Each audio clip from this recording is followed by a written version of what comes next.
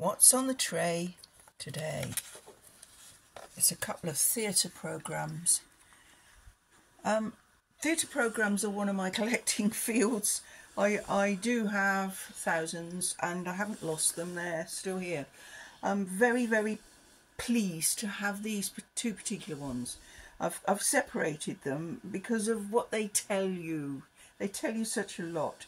The design on the front of those programmes is top-notch artwork, and it just makes you realise how things have changed.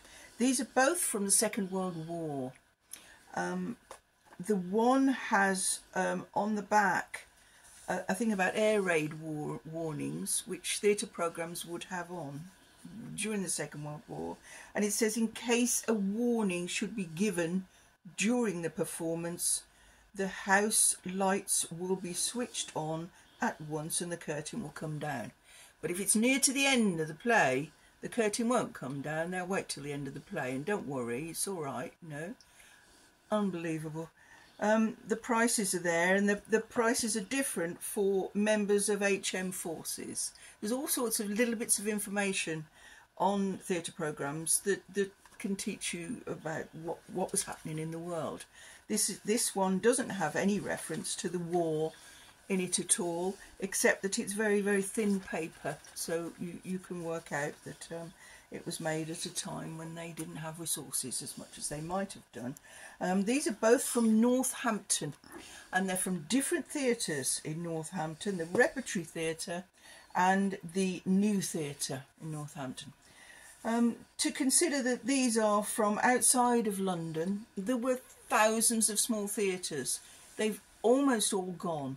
When we were down on the south coast near Chichester, I used to supply props to Chichester Festival Theatre on a regular basis.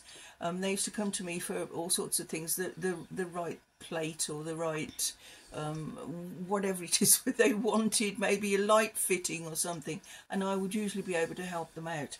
And when we left Chichester, I got a big bunch of flowers from the Chichester Festival Theatre for all that I'd done for them over the years. I'm very pleased. But when we came up here to Shropshire, where we are now, there is no theatre. There's virtually no theatre.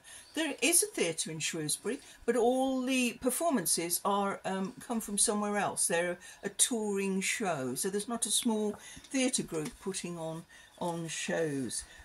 This one has some famous people in the performance. It has Wendy Hiller and Robert Morley, who went on to become quite a lot bigger than they were during the war.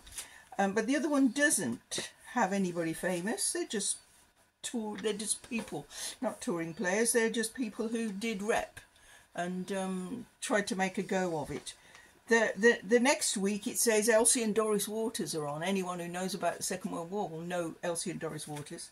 They were performers during the war years, and they're actually Jack Warner's sisters, for those who like quiz questions. Aren't they lovely? I love theatre programmes. You don't hardly get them anymore because there's hardly any theatre left in this flipping country. We are going to the dogs, and it's a shame, don't you think?